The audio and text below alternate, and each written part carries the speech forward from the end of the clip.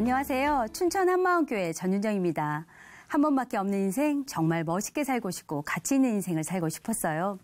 성공을 위해 좌충우돌하다가 부활하신 예수님을 만나 인생 역전이 펼쳐졌죠. 복음으로 대박난 이야기를 나누려고 합니다. 저는 이남일녀의 장녀로 태어났어요. 저와 동생들 생일이 모두 국경일인데요. 저는 10월 3일 개천절, 둘째는 4월 5일 식목일, 막내는 8월 15일 광복절이에요. 그것도 다 양력으로요. 어린 시절 남매끼리 싸울 때면 저는 생일로 동생들을 눌러버렸어요. 야, 나라가 있어야 나무도 심고 해방도 되지. 나라 세우는 게 최고지. 하면서 말이에요. 사업적 안목이 있으셨던 아버지는 제가 초등학교 6학년 때 강북에 살다 강남의 서초동에 집을 지으시고 이사를 했어요. 집은 당시 초현대식 2층 개인주택이었는데요. 한창 강남 땅 붐일 때 아버지는 건축업을 하셨어요. 부모님 덕에 부유했던 어린 시절을 보냈습니다. 딸 사랑은 아버지잖아요. 저를 유난히 예뻐하셨어요. 어머니 또한 우리 형제들에게 어머니로서 부족하지 않은 사랑을 주셨습니다. 어릴 때부터 아버지께서는 한 번밖에 없는 인생 멋지게 살라고 하셨어요. 저는 여느 여자아이들 같지 않게 인형을 잘 가지고 놀지 않았는데요. 제가 좋아했던 영화나 드라마는 적지에 들어가서 옳은 일을 위해서라면 생명 걸고 자기 임무를 다하다 죽는 첩보원, 스파이가 나오는 영화였어요. 그런 사람들이 멋져 보였거든요. 언제부턴가 저는 한번 멋지게 살다 죽어야지 하며 최고가 되자는 마음을 가지게 되었어요. 그래서 여자도 전문직을 가져야 한다고 생각했기에 간호대학에 들어갔습니다. 졸업 후 학교병원 근무를 하다 보니 그렇게 힘들게 공부해서 이런 일들로 인생을 보내고 살아야 하나? 이러다 시집가고 아이 낳고 한 번밖에 없는 인생을 이렇게 살고 간다는 것이 너무 허무했어요. 살아봐야 기껏 월급쟁이로 그냥 사는 삶은 내가 꿈꾸던 삶같이 멋있게 사라질 것 같지 않은 거예요. 더 새롭고 멋진 세상으로 좀 더 큰 의물에서 살아보자 하며 다니던 병원을 그만두었습니다. 새로운 도전을 해보려고 88 서울 올림픽 이후 세워진 강남의 한 피트니스 센터 오픈에 몇백 명의 경쟁을 뚫고 단 한 명 뽑는 간호사로 입사하게 되었어요. 그런데 거기서도 몇 년 일하다 보니 다람쥐 쳇바퀴 돌듯 일상의 일을 반복하며 별 비전이 없어 보이는 거예요.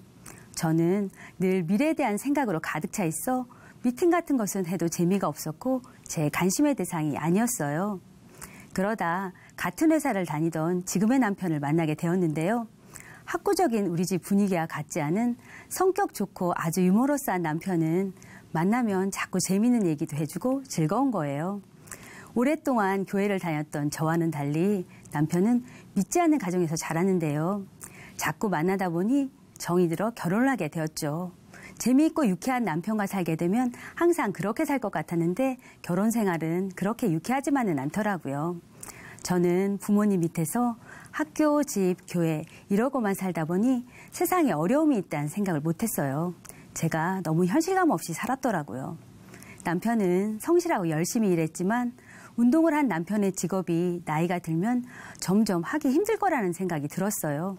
저는 속으로 남편만 믿고 살다간 평범하게 살기는커녕 고생만 하며 살겠다는 생각을 하게 됐어요. 그렇게 저는 좀 더 나은 삶을 살고 싶었는데요.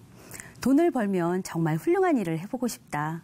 어릴 때부터 꿈꿨던 고아원 양로원 사업 등 한 번밖에 없는 인생, 사람이 죽으면 이름을 남겨야지 하면서 가치 있는 일을 하며 살고 싶다는 마음을 가졌습니다. 이런 생각들로 가득 차 있을 때 다단계 사업을 처음 알게 되었는데요. 정말 열심히 하는 만큼 성공할 수 있을 것 같았어요. 어느 정도 수준에 올라가면 인쇄 수입을 받게 된다는 것도 매력적이었고요. 단순히 돈만 버는 것이 아니라 내가 만든 네트워크가 뻗어나가면서 사업과 더불어 다양한 큰 일을 할 수 있다는 생각이 들며 그러면 내 꿈을 이룰 수 있겠구나 싶었어요. 세계적으로 살아보겠다고 했던 내 꿈과 맞아떨어지면서 그것에 올인하게 되었습니다. 정말 열심히 했어요. 밥 먹는 시간도 줄여가며 사람들을 만나러 다녔고요. 제품들을 차에 가득 싣고 다니며 열심히 제품에 대해 설명하면서 성공으로 한 발 한 발 다가서고 있었어요. 3년이라는 짧은 기간에 최고 단계인 다이아몬드까지 오르게 되었는데요. 잠깐이나마 정말 최고의 수익과 더불어 최고의 대우를 받으며 여행도 해보게 되었지요.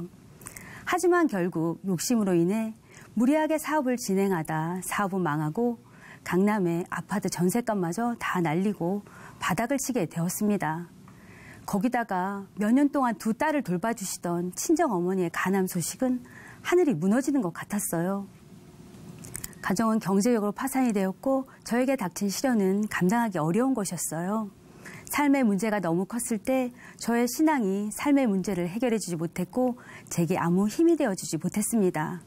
바닥을 쳐버린 제 인생에서 어떻게 살아야 할지 막막하고 더 무서운 건 더 이상 회복될 수 있다는 희망이 전혀 안 보이는 거였어요. 방법이 안 보였어요. 너무 두려웠습니다. 내 인생이 왜 이렇게 되었나? 왜 여기까지 오게 되었나? 때론 꿈이었으면 좋겠다 싶었어요. 하나님은 살아 계신가? 기도를 하는데 왜 아무 응답도 안 하시는가? 정확한 인생의 답을 해줄 누군가가 필요한데 아무도 없는 거예요. 결코 흔들리지 않을 인생의 방향을 찾고 싶었어요. 그래서 말씀 좋다고 하는 이 교회 저 교회로 참 많이 방황하며 다녔습니다. 그렇게 힘들어할 때 아는 동생이 인생의 답을 찾았다고 하는 거예요. 그 동생을 따라 저는 제 인생의 문제를 고스란히 들고 춘천 한마음교회를 찾았습니다. 탈출구를 찾고 싶었어요. 그런데 제 문제에 대한 해답을 말씀해 주시는 분은 아무도 없었습니다. 목사님은 부활에 대해 뭐라고 말씀하시는데 내가 지금 직면한 문제의 해답이 아니라고 생각되었어요. 나는 어떻게 하면 망한 인생에서 다시 일어설지, 어떻게 하면 이 가난에서 벗어날 수 있을지를 고민하고 있는데 목사님은 2000년 전의 부활 사건만을 말씀하시니 나와는 전혀 연결이 되지 않았어요. 토요찬양 예배 후 전도사님 한 분이 말씀 교제를 해주셨는데요. 계속 사복음서에 예수님에 대한 사건들을 말씀하시는데 왜 자꾸 예수님 얘기만 하는 거야? 나는 이렇게 쫄딱 망해서 왔는데 예수님이 하신 그런 기적들이 나랑 무슨 상관이에요? 하며 따져 묻고 싶었지만 묵묵히 듣고만 있었고 가슴만 답답했어요. 뭔가 방법을 얘기해줘야 할 거 아니야. 속으로 생각하면서요. 시간이 지나면서 말씀이 조금씩 들리기 시작했어요. 예수님의 부활이 확증되려면 예수님이 실존 인물이라는 것에서 시작해야 한다는 거였어요. 예수님이 실존 인물이라고 하는데 갑자기 의문이 생기는 거예요. 어릴 때부터 성화 그림에서 보았던 예수님의 모습은 머리엔 후광이 있었고 항상 왼손에는 지팡이가, 오른손에는 양을 안고 있던 예수님의 모습 때문에 나와는 전혀 다른 분이라고 생각하고 있었거든요. 어려서부터 교회를 다녔기에 예수님은 당연히 하나님이라고만 생각하고 있었지 그분이 나와 같은 사람이라고는 생각해 본 적이 없었거든요. 또 사대성인이라고 하는데 맞아, 교과서에서 배웠지? 그럼 뭐야, 사람 맞잖아. 예수님이 사람이라는 것이 확실해지니까 오히려 부활이 더 믿어지지가 않는 거예요. 아무리 역사라 해도 막상 믿으려고 하니 의심이 꼬리에 꼬리를 무는 거예요. 그동안 저의 신앙이 하나도 실제적인 것이 없었다는 것을 알게 되었습니다. 그제서야 비로소 저는 제자들의 입장에서 예수님의 부활 사건을 보게 되었습니다. 아, 제자들이 예수님의 부활을 직접 보았구나. 그들은 직접 부활하신 예수님을 만났기에 믿지 않을 수 없었구나. 머리로 이해하고 믿은 것이 아니라 직접 보고 믿은 것이었구나. 구약 성경에 예언된 그분, 모든 성경의 주인공이신 그분이 바로 예수님이구나. 예수님이 바로 전능자 하나님이시구나. 예수님이 진짜 부활하셨구나. 예수님은 하나님이시고 모든 만물의 주인이셨어요. 지금까지 내 인생이라고 생각하고 어린아이가 보채듯 하나님께 그 인생을 들이대며 바꿔달라고 이게 뭐냐고 떼를 쓰고 있었더라고요. 원래 그분의 것이고 그분께 영광을 돌리라고 주신 인생인데 말이에요. 그 인생을 나에게 맡기시고 짧은 인생이지만 그 시간 동안 나와 함께하고 싶으셨던 삼위일체 하나님, 그런 하나님을 마음에서 몰아내고 내 인생이라며 내가 주인 되어 내가 하나님 되어 살았던 거예요. 그렇게 하나님과 원수되어 살았던 나를 위해 독생자를 보내셔서 십자가에 못 박혀 죽으시게 한 거였어요. 예수님이 누구신지가 선명해지니까 레위기 말씀이 생각나면서 예수님과 나와의 관계가 그대로 연결이 되었어요. 목사님은 죄를 사할 때 양에게 죄를 넘겨 번제를 드릴 때 죄가 사해지는 것을 말씀해 주셨는데요. 저는 구약 성경에서 죄를 사할 때 짐승의 피로 제사 지내는 설교를 들어본 적은 있었어요. 하지만 이것이 예수님과 인류를 위한 제사함과 어떤 연관성이 있는지 전혀 알지 못했어요. 그런데 부활을 통해 십자가를 보니 하나님이신 예수님이 온 인류를 위해 죽으신 거였어요. 모든 사람을 위해서, 그리고 나를 위해 죽으신 거였어요. 요한복음에 보라 세상 죄를 지고 가는 하나님의 어린 양이로다 라는 말씀이 처음으로 마음에 와 닿았어요. 저는 오랫동안 신앙생활을 했지만 복음을 몰랐어요. 복음은 성경대로 그리스도께서 우리 죄를 위해 죽으시고 장사되었다가 성경대로 사흘 만에 다시 살아나셔서 우리의 주인 되어 주셨다는 것이었어요. 그런데 저의 신앙은 예수님이 십자가에서 죽으셔서 우리의 모든 죄를 사해 주셨다. 그분만 믿으면 천국 간다. 그게 다였어요. 그걸로 교회 생활을 한 거였어요. 부활하셔서 지금도 살아계신 예수님이 나의 주인이신 것이 빠져 있었어요. 그동안 예수님처럼 살려고 애쓰는 신앙생활을 했는데요. 믿음은 용수가 있어서 되는 것이 아니라 상대가 믿게 해줘야 믿는 거였어요. 부활은 예수님이 하나님이시고 나의 주인이심을 믿게 하는 능력이었어요. 저는 다단계를 하면서 자기개발 서적을 참 많이 읽었는데요. 집에 있는 책의 90%는 성공학 책, 인간관계론 같은 책이었어요. 다단계를 할 때 See you at the top, 모두 정상에서 만납시다 라고 자주 구호를 외쳤는데요. 그건 내 마음대로 내 인생의 목표를 세우고 계획하고 성취하며 내가 하나님 되려고 했던 중심과 동일했어요. 내가 하나님의 보좌를 빼앗으려고 했던 마귀 같은 자였구나. 독사의 새끼구나. 지옥 가도 마땅한 죄인이구나. 이런 나를 위해 하나님께서 독생자 아들을 내어주고 다 용서해 주시고 주인 되어 주셨는데 여전히 예수님을 믿지 않는 나의 중심을 보며 성령께서 오시면 책망하시는 죄가 예수 믿지 않는 죄라고 하시는데 통곡하지 않을 수 없었습니다.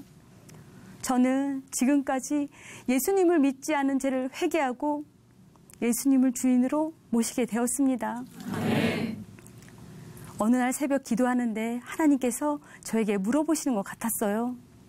윤정아, 너에게 진짜 가치 있는 일이 무엇이냐?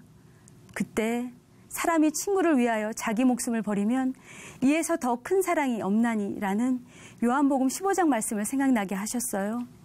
자신이 창조한 땅에 오셔서 피조물에게 자신의 생명을 내어주신 삼위일체 하나님의 사랑 앞에 저는 통곡하고 말았습니다. 그리고 또 물으셨어요. 너도 그렇게 할 수 있겠니? 하나님의 마음을 제 마음 가운데 가득 부어주셨습니다. 네, 주님, 기꺼이 주님 가신 그 길을 가겠습니다. 당신께서 생명 다해 끝까지 우리를 사랑하신 것 같이 저도 생명 다해 사랑하겠습니다. 고백했어요. 그 후 함께하던 사업 파트너들을 한 명 한 명 찾아가 복음을 전하기 시작했는데요. 기쁨과 소망 가운데 복음을 전하니까 한 사람씩 귀를 열고 듣는 사람들이 생기더라고요. 남편의 사업과 인간관계로 힘들어하며 이혼을 하려고 했던 다이아몬드 친구에게 복음을 전했어요.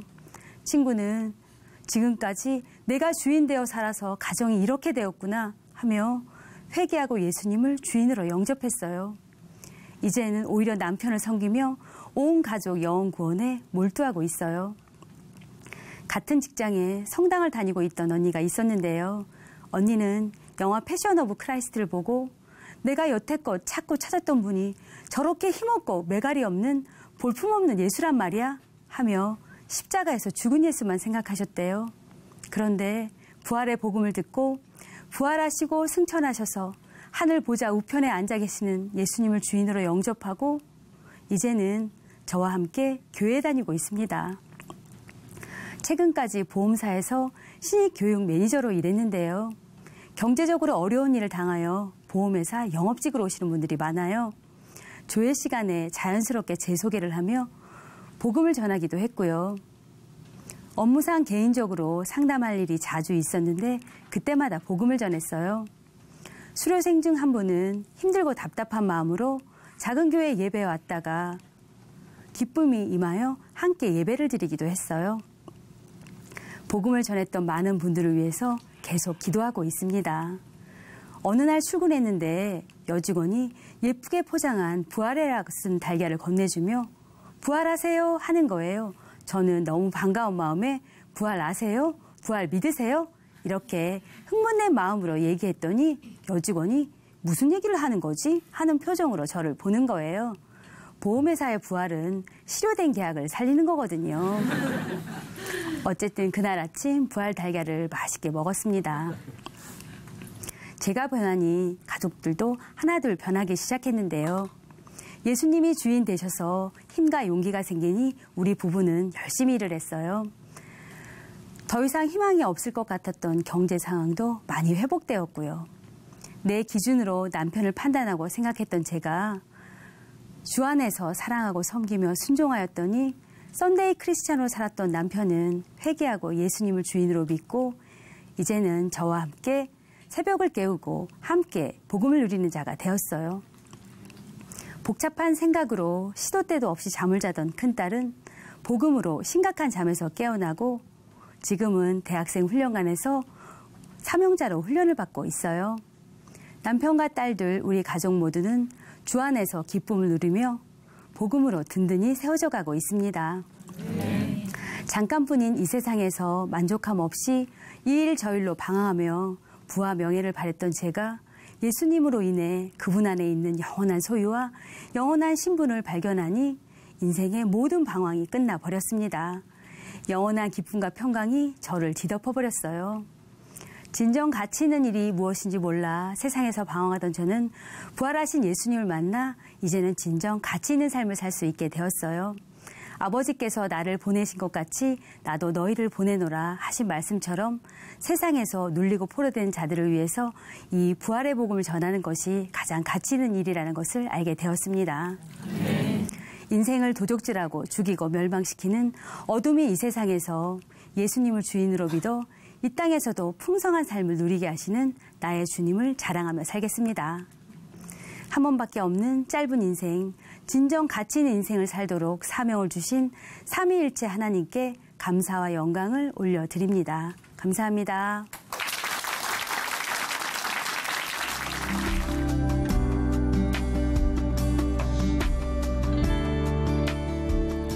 안녕하세요. 춘천한마음교회 이명입니다. 저는 어려운 가정 환경 속에서 정말 신이 있을까 고민하다가 결혼과 동시에 교회를 다니게 되었는데요.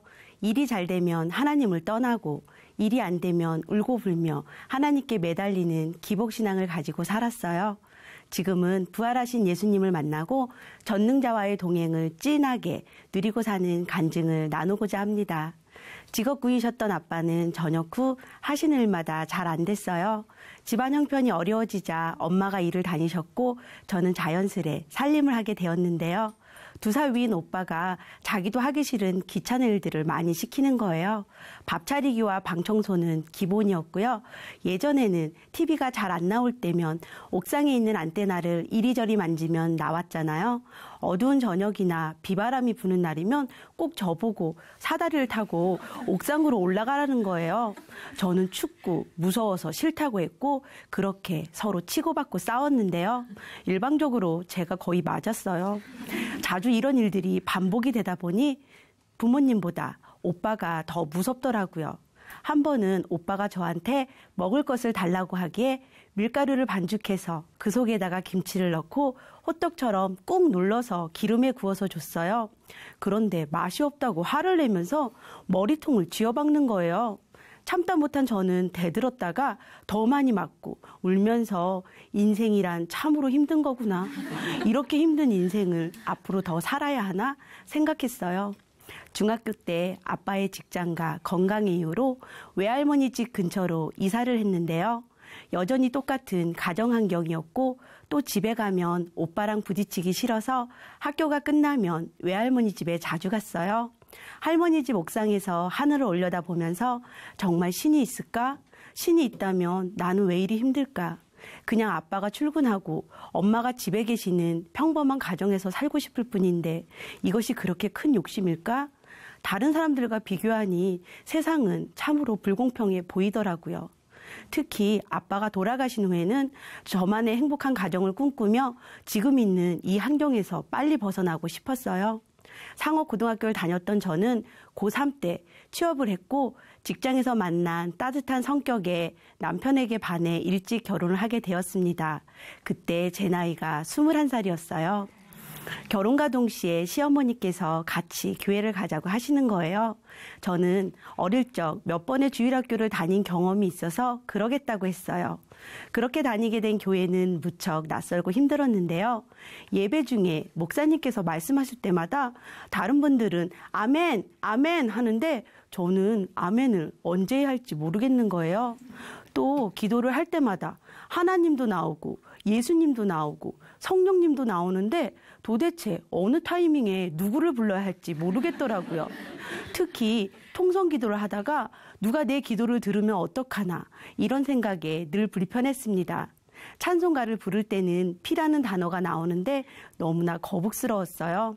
게다가 권사님이셨던 시어머니께서 며느라 구역 예배 가자, 수요 예배 가자, 금요 철야 가자 하시는데 예배는 왜 이렇게 많은지 부담스러워서 이리저리 핑계를 대다 보면 벌써 일요일인 거예요. 더군다나 함께 교회를 다니던 남편이 직업상 주의를 잘 지키지 못하자 스트레스가 점점 심해졌어요. 그래서 친정집에 손님이 오셔서 일하러 가야 한다며 핑계를 대고 주의를 빼먹거나 교회를 간다고 나와서는 대형 서점이나 친구를 만나러 가기도 했습니다. 그런데 교회를 가지 않는 그 주에는 자꾸 힘든 일이 생기는 거예요. 잘 진행되던 남편의 영업계약이 갑자기 깨지기도 했고 끓여놓은 백숙 국물이 아기의 눈 주위에 튀면서 화상을 입기도 했어요. 한 번은 5살 된 큰애를 종로 단성사 근처에서 잃어버렸는데요. 그 당시 한참 아이들을 잡아다가 앵벌이를 시킨다는 뉴스가 나와서 저는 기절하기 일보 직전이었습니다. 아이를 찾으려고 종로 한복판을 미친 여자처럼 이리저리 뛰어다녔는데요. 시간이 지나 마음이 다급해지자 하나님, 그동안 교회 생활 열심히 하지 않았던 거 용서해 주세요. 앞으로 주일도 잘 지키고 교회 생활도 열심히 할게요. 제발 아이만 찾게 해주세요. 간절히 기도를 드렸어요. 대여섯 시간이 지난 후 탁골공원에서 놀고 있던 아이를 파출소에서 찾게 되었지만 자꾸 이렇게 걱정스러운 일들이 생기다 보니 덜컥 겁이 났고 그때부터 교회를 안 다닐 수가 없었어요. 그래서 결심했죠. 그래, 세상에서도 필요에 따라 보험을 드는데 하나님께 보험 든 셈치고 교회를 잘 다녀보자. 그 이후 저는 주일 예배는 물론이고 그렇게 피해 다녔던 수요 저녁 예배, 금요 철야 예배, 그리고 새벽 기도까지 정말 열심히 다녔습니다. 이때쯤 남편은 그동안 쌓았던 부동산 경험을 바탕으로 친환경과 사업을 하게 되었어요. 그 당시 신도시 개발과 맞물려 상가, 오피스텔 분양이 뜨기 시작했는데요. 남편의 사업은 1년 만에 매출 20억이 될 정도였어요. 어느 날은 남편에게 당신의 능력을 보여주세요 라고 문자를 보내니 통장에 바로 3천만 원을 입금해 주더라고요. 셋째 아이를 낳고 나서는 아이들과 편하게 다니라고 1,700만 원짜리 새 차를 바로 그 자리에서 현금으로 사주기도 했어요. 그러다 보니 씀씀이가 커지면서 한 달에 100만 원을 내는 연금보험을 가입했고 매달 50만 원씩 내는 개를 들기도 했어요. 결혼할 때 빈손으로 시작해서 이렇게 마음껏 쓸 수 있다는 것이 너무나 기쁘고 뿌듯했습니다. 그러면서 저는 하나님보다 말만 하면 돈 주는 남편이 더 크게 느껴졌는데요. 하나님께 들었던 보험이 어느 정도 남편한테서 해결되니 보이지 않는 하나님보다는 당장 눈앞에 있는 남편이 더 든든해 보이더라고요.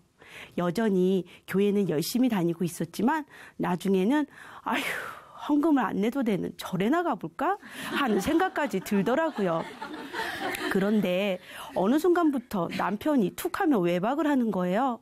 그럴 때마다 혼자서 아이들을 키우는 것이 너무 외로웠어요. 남편은 모든 일을 돈으로 해결하려 했고 실제적인 집안 대소사는 저 혼자 감당하다 보니 힘들더라고요. 이렇게 힘들고 외로운 마음을 달래기 위해 아이들을 어린이집에 맡기고 일주일에 5일은 대형마트에 가서 하루 종일 쇼핑을 했어요. 하지만 기쁜 마음은 그때뿐이었고 마음이 힘들고 외로운 것은 여전했어요. 아무리 돈이 있어도 남편에게 사랑받지 못한다는 생각에 저의 마음은 더욱 비참해졌습니다. 어느 날 참을 수 없는 분이 나면서 남편에 대한 원망이 폭발했어요. 저에게 하나님 같은 존재였던 남편에 대한 신뢰가 깨지자 다시 하나님께 울면서 하나님, 제가 이렇게 살려고 결혼한 것이 아니잖아요. 차라리 남편의 사업체를 걷어가 주세요. 라고 매달려 기도했어요. 그런데 그때부터 남편이 대기업 건설사와 맺은 계약이 틀어지면서 몇 천만 원씩 손해를 보기 시작했어요. 만회를 하기 위해 사업을 급하게 추진했다가 돈도 못 받게 되는 일들이 연속적으로 일어나면서 급기야는 집에다 생활비를 갖다 줄 수 없는 지경에 이르렀어요. 보험은 연체가 되다가 결국 해약을 해야 했고 선물로 받았던 자동차도 팔았고 집을 줄여서 이사를 하게 되었습니다. 나중에는 카드 6장을 가지고 돌려막기를 하는 상황에 이르게 되자 저도 일을 해야만 했어요. 이렇게 삶에 치이다 보니 교회도 주일만 지킬 수 있는 집 근처로 옮기게 되었습니다. 몇 년을 그저 썬데이 크리스찬으로 생활하며 힘겨워하는 중에 오래전부터 알고 지내던 친한 언니를 만나게 되었는데요. 언니는 항상 그랬던 것처럼 명희야, 너 오늘 밤 죽으면 천국에 갈 수 있니? 예수님을 통해 구원받았니? 물었어요. 저는 언니, 저 한때는 일주일에 성경 30장씩 읽었고요. 새벽 기도도 열심히 다녔던 사람이에요. 그리고 주일 성수는 물론 헌금도 꼬박꼬박 했었어요. 라고 말했는데요. 마음이 영 개운하지 못한 거예요. 저는 구원의 확신이 없었거든요. 집에 와서도 그날따라 오늘 밤 죽으면 이라는 말이 계속 생각났어요. 내가 죽으면 정말 어디로 갈까? 지옥으로 가는 건 아닐까? 걱정이 되면서 마음이 답답해지고 미치겠더라고요. 구원의 확신이 없던 저는 너무 답답한 나머지 다시 언니를 찾게 되었어요. 언니는 예수님에 대해 알아가자고 제안했고 그렇게 언니와 예배를 드리게 되었는데요. 언니는 예수님에 대한 구약의 예언과 그 예언대로 이루신 일들에 대해 계속 말하는데도 저는 다 안다는 생각 때문에 말씀을 듣지 못하고 있었어요. 그러던 중 하루는 예수님은 역사적 인물이시고 예수님의 부활은 역사적 사건이라며 백과사전과 위인전을 찾아 보여주는데 너무 충격인 거예요. 예수님이 세종대왕처럼 역사적 인물이라니, 예수님이 진짜 부활하셨다니 도저히 믿어지지가 않는데 다시 보고 또 봐도 사실이더라고요. 저는 은연중에 예수님도 그리스 로마 신하처럼 당연히 신화 속의 인물이라고 생각했거든요. 그런데 예수님께서 정말 사람으로 사셨고 죽고 부활하신 거예요. 정말 예수님이 부활하셨다면 그분은 썩지 않을 것이라고 예언되었던 메시아, 하나님이 맞잖아. 예수님이 성경대로 이 땅에 오신 창조주 하나님이시구나. 예수님의 부활이 사실인 것이 인정되니 예수님이 누구신지가 정확하게 보였습니다. 그러자 천지를 창조하시고 우리를 지으신 하나님이 왜 이 땅에 사람으로 오셔서 십자가에서 죽고 부활하셨을까? 의문이 생겼어요. 그런데 로마서 14장에 그 이유가 있더라고요. 죽은 자와 산 자의 주가 되시기 위해 하나님이 친히 사람의 몸을 입고 이 땅에 오셔서 죽고 부활하신 거예요. 주인? 저는 제 삶에 나 말고 원래 주인이 있다는 말에 깜짝 놀랐어요. 지금까지 내가 나를 위해 살아온 것이 너무나 당연하다고 생각했어요. 그것은 이 세상에서 배운 지식, 가치관, 상황과 환경 속에서 너무나 당연한 삶이었거든요.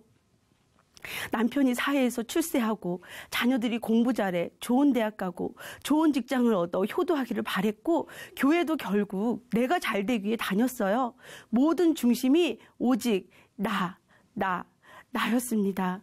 그런데 이런 나에게 원래 주인이 계시다니, 그 주인께서 사람으로 오시고 죽고 부활하셔서 이 모든 죄를 사하셨다니, 그런데도 예수님을 믿지 않고 여전히 주인 노릇하는 저의 모습이 보이니 마음이 무너졌어요.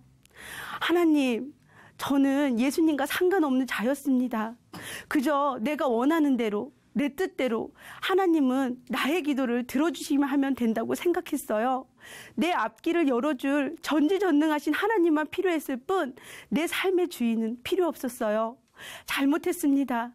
용서해 주세요. 이제는 오직 예수님만이 나의 인생의 참 주인이십니다. 제 마음에 들어와 주세요. 저는 하나님께 회개하고 부활하신 예수님을 제 마음의 주인으로 모셨습니다. 그러자 정말 제 안에 세상이 줄 수 없는 기쁨과 평강이 흘러넘쳤어요. 부활로 저의 주인이 바뀌니 말씀이 들리기 시작했고 지식적으로 알고 있던 말씀들이 하나둘씩 삶에서 실제가 되었어요. 어릴 때 가정환경에 대한 원망과 결혼해서는 남편에 대한 원망, 교회를 다닌 이후에는 교회에 안 가면 벌 주시는 무서운 하나님에 대한 두려움으로 감사하지 못한 삶을 살았는데요. 이 모든 가정이 저의 주인 대신 예수님을 만나기 위해 주어진 시간이었다는 것을 알게 되니 제 입술에는 감사만 나왔습니다. 어느 날 예배 시간에 고린도후서 6장에 다 가진 자의 말씀이 선포되었는데요. 예전에 아는 언니랑 이야기했던 것이 생각났어요. 언니는 친척 중에 서울대 나오고 직업도 탄탄하고 경제적으로도 풍족한 분이 있는데 자신이 그분보다 조건이 뛰어나지 못하니 복음을 자신 있게 전할 수가 없다고 했어요. 저도 그 당시에는 그 말에 공감을 했었고요. 그런데 선포되는 말씀을 듣다 보니 그럴 필요가 전혀 없더라고요. 나의 주인 예수님은 온 우주를 창조하신 창조주 하나님이시고 모든 만물이 그분의 것이잖아요. 이분이 나의 신랑이 되어주셨으니 신랑의 것은 나의 것이잖아요. 잠깐 있다 썩어 없어질 것과 영원하신 예수님을 비교하니 바로 게임 끝 이더라고요. 부활하신 예수님이 나와 한 몸, 한 생명으로 연합되었기에 예수님 안에 있는 모든 신령한 복을 이미 저에게 다 주셨더라고요. 이 세상에서 보이는 복이 진짜가 아니라 예수님 안에 있는 신령한 복이 진짜 복이었습니다. 예수님과의 연합을 통해 고린도후서 6장에 무명한 자 같으나 유명한 자요, 근심하는 자 같으나 항상 기뻐하고 가난한 자 같으나 많은 사람을 부욕해 하고 아무것도 없는 자 같으나 모든 것을 가진 자로다. 이 말씀이 그대로 임해버렸어요. 저는 정말 다 가진 자였어요. 너무나 기쁘고 가슴이 벅찼습니다. 이렇게 다 가진 자라는 것에 눈이 떠지니 이제 더 이상 물질이 있고 없고에 제 마음이 흔들리지 않게 되었어요. 그리고 다 가진 제가 이 땅에서 해야 할 일도 선명해지더라고요. 예수님이 부탁하신 사명, 영혼 구원밖에는 없었습니다. 사마리아 여인이 예수님을 만나고 물동이를 버려두고 달려간 것처럼 저 또한 만나는 사람들에게 이 기쁜 소식을 전했어요. 제일 먼저 친정엄마에게 복음을 전했는데요. 갑자기 변한 제 모습에 놀라신 엄마에게 지금까지 살면서 미친년 소리를 제일 많이 들었던 것 같아요. 그럼에도 그동안 힘들게 고생하신 엄마가 지옥 가면 안 된다는 생각에 전심으로 엄마를 섬겨드렸어요. 그러던 중에 우리 목사님의 부흥 집회가 있어 엄마와 함께 참석을 했는데요. 엄마는 주여 주여 하는 자마다 천국에 다 들어갈 수 없다는 말씀 앞에 하나님이 원하시는 근원적인 회개를 하지 않았다는 것을 알게 되셨어요. 실상은 내가 주인 되어 염려, 걱정하며 예수님을 주인으로 믿지 않은 죄를 회개하셨어요. 당신이 즐거우면 예수님도 즐거워하신다며 앞으로는 주인 되신 예수님과 함께 기쁘고 즐겁게 사랑하며 살겠다고 고백하시며 예수님을 영접하셨습니다. 우리 아들들은 집에 친구들을 자주 데리고 왔는데요. 예전에는 친구들을 왜 이렇게 자주 데리고 오니? 엄마 귀찮게 하며 부담스러워했어요. 그런데 예수님의 마음이 부어지니 영혼으로 바라봐지더라고요. 지금은 친구들을 데리고 오면 간식, 식사, 디저트, 야식까지 풀코스로 대접을 해요. 그리고 자연스레 복음을 전하면 아이들이 기뻐하며 예수님을 영접하기도 한답니다. 저번에 큰아들 친구 엄마를 만났는데 너무나 대접을 잘 받고 왔다면서 고맙다고 하는데 너무나 기쁘고 감사했어요.